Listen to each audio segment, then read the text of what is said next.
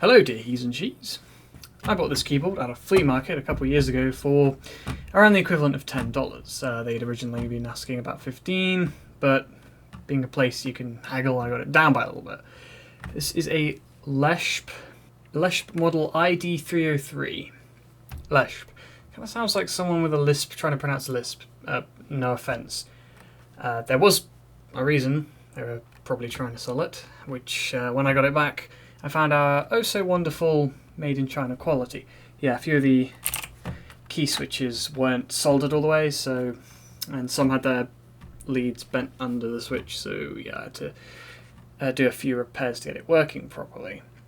This thing uses what look like clones of MX Blue, and yes, they feel and sound about as generic as you could imagine.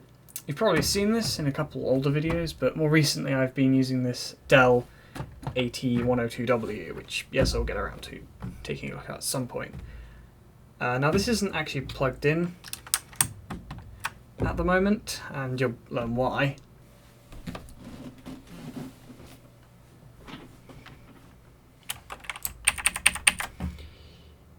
Yeah, this has fake RGB, and it looks not great. I wish they had just used all blue or white LEDs, but it was cheap, so no surprise here, really.